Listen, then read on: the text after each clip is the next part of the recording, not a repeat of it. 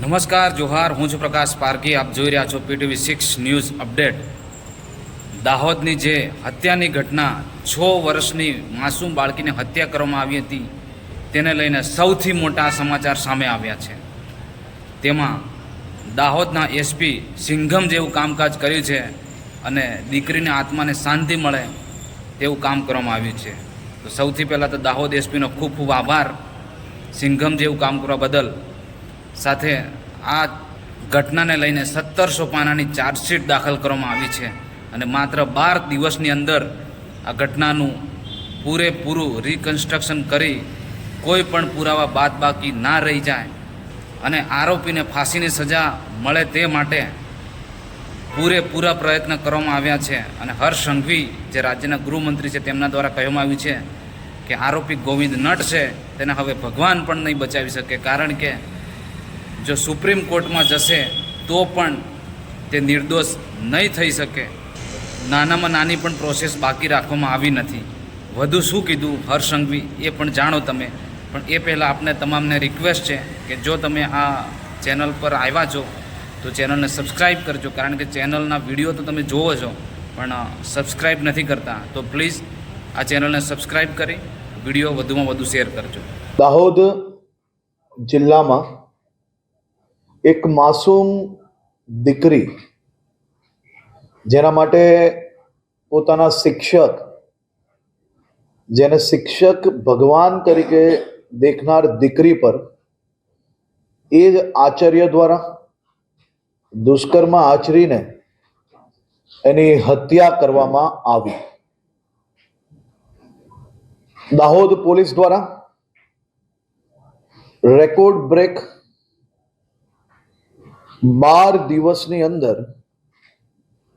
આજે કોર્ટમાં ચાર્જશીટ દાખલ કરવામાં આવી છે. Dahod police, FSL, medical team, technical team અને સ્પેશિયલ વકીલ દ્વારા આ 12 દિવસમાં 1700 પાનાની ચાર્જશીટ દાખલ કરીને કોર્ટની અંદર દાખલ કરવામાં આવી. ખાસ કરીને આ 1700 પાનાની ચાર્જશીટમાં 150 જેટલા સાક્ષીઓ ચેક કરવામાં આવ્યા છે અને વધુમાં વધુ સાક્ષીઓને ચાર્જશીટની અંદર લેવામાં આવ્યા છે. ગુજરાત નહીં પરંતુ દેશના ઇતિહાસમાં ક્યારેય આટલા બધા પ્રકારના ટેસ્ટ, FSLના રિપોર્ટો, ટેકનિકલ રિપોર્ટો અને ઘટના બન્યા પછી પહેલા જ દિવસે સ્પેશિયલ પીપીની નિમણૂક થાય અને સંપૂર્ણ ચાર્જશીટ દરમિયાન સ્પેશિયલ પીપી ત્યાં પોતે હાજર રહે તેવી પહેલી ઘટના હશે. FSLના અનેક નવી ટેકનોલોજીઓના ઉપયોગ કરીને રિપોર્ટો બી આમાં એડ કરવામાં આવ્યા છે. ચાર્જશીટમાં ડિજિટલ એનાલિસિસ, હ્યુમન જે સાક્ષી હતા તે, forensic DNA analysis, forensics biological analysis અને ખાસ કરીને એપિથેલિયલ ટેસ્ટ બી આની અંદર કરવામાં આવ્યો છે. એપિથેલિયલ ટેસ્ટ એ બહુ ખૂબ જ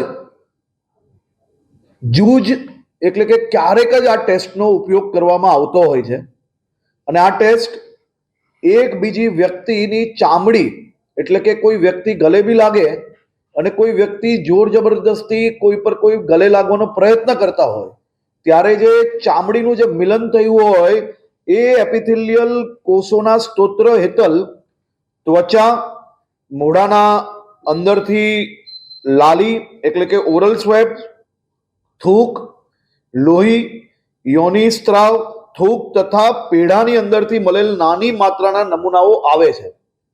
આ ટેસ્ટ બી પોઝિટિવ પ્રાપ્ત થયો છે. સાથે સાથે forensic psychological drone crime scene profiling અને ફોરેન્સિક સ્ટેટમેન્ટ એનાલિસિસ બી આ કેસની અંદર કરવામાં આવ્યું છે. ફોરેન્સિક કેમિસ્ટ્રી, બાળકીમાં ઝેરની હાજરી હતી કે નહીં તેનો પણ ટેસ્ટ આની અંદર કરવામાં આવ્યો છે. ફોરેન્સિક વ્હીકલ એનાલિસિસ આ ખૂબ જ મહત્વનું, આ કિસ્સાની અંદર આ ટેસ્ટ ખૂબ જ મહત્વનો હતો. આ ઘટનામાં અને આ ગુનામાં આ બલાત્કારી પ્રિન્સિપલ દ્વારા પોતાની ગાડીનો ઉપયોગ કરવામાં આવ્યો હતો અને એ ગાડી ઘટના પછી તેમના દ્વારા ધોઈ લેવામાં આવી, પુરાવાઓ નાશ કરવાનો પ્રયત્ન કરવામાં આવ્યો.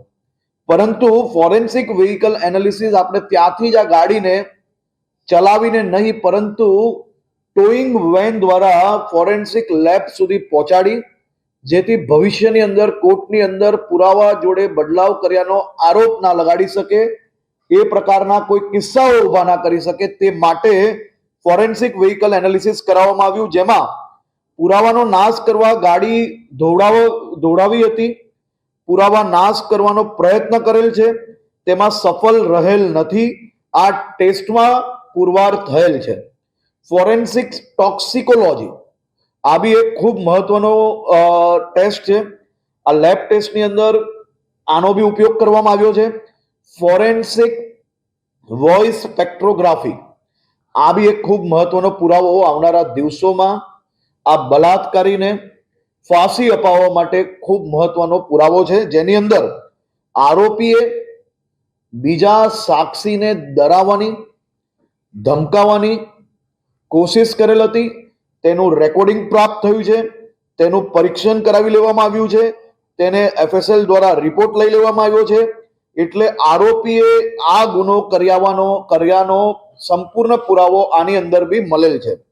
આવા બનાવોમાં કોઈ બી વ્યક્તિ કે સાક્ષી ના મળે તો બી આવા વૈજ્ઞાનિક પુરાવાઓ મહત્વના હોય છે અને તેના એવા પુરાવાના ખાસ કરીને એવા પુરાવા મૂકવાથી કોર્ટની અંદર અનેક આવા બલાત્કારીઓને ફાંસીની સજા અપાવવા માટે ગુજરાત પોલીસ એ ભૂતકાળમાં સફળતા પ્રાપ્ત કરી છે.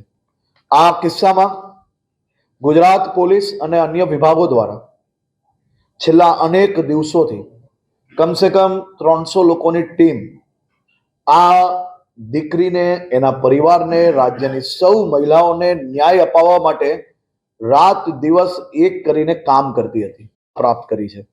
આ કિસ્સામાં ગુજરાત પોલીસ અને અન્ય વિભાગો દ્વારા છેલ્લા અનેક દિવસોથી કમસે કમ 300 લોકોની ટીમ આ દીકરીને, એના પરિવારને, રાજ્યની સૌ મહિલાઓને ન્યાય અપાવવા માટે રાત દિવસ એક કરીને કામ કરતી હતી.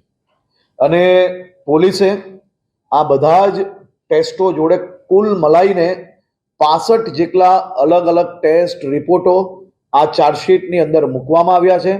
આ ચાર્જશીટ 1700 પાનાની બનાવવામાં આવી છે અને ચાર્જશીટની અંદર કોઈ બી પ્રકારે આ બલાત્કારીને કોઈ બી પ્રકારની આજે લોઅર કોર્ટથી લઈને સુપ્રીમ કોર્ટ સુધી ક્યાંય બી રાહત ના મળે તે પ્રકારની ચાર્જશીટ બનાવવામાં દાહોદ પોલીસે ખૂબ જ મહત્વની ભૂમિકા ભજવી છે. માનનીય મુખ્યમંત્રી શ્રી ભૂપેન્દ્રભાઈ પટેલજી દ્વારા પહેલા જ દિવસથી આ સંપૂર્ણ કેસમાં એની ઇન્ક્વાયરી ઉપર એમનું પૂરું ધ્યાન હતું અને દરરોજ એનું રિપોર્ટિંગ એમના દ્વારા, એમની ઓફિસ દ્વારા, જિલ્લા કક્ષાની પોલીસ કચેરીથી, ફોરેન્સિક સાયન્સ લેબોરેટરીથી, ગૃહ વિભાગ પાસેથી અને મારી પાસેથી બી લીધી છે. અને પૂરી ચાર્જશીટની સંપૂર્ણ માહિતીઓ એમને પોતે સમય આપીને, 1 કલાકનો પૂરો સમય આપીને આ ચાર્જશીટ એમને પોતે નિરીક્ષણ કરી છે. એમની આખી ટીમે નિરીક્ષણ કરી છે. અમે સૌ લોકોએ નિરીક્ષણ કરીને આજે 11 વાગે દાહોદ કોર્ટની અંદર આ ચાર્જશીટ રજૂ કરી છે. ઘટના બનવાથી આજે 12મા દિવસે આ ચાર્જશીટ રજૂ કરવામાં આવી છે. કોંગ્રેસનો આરોપ છે કે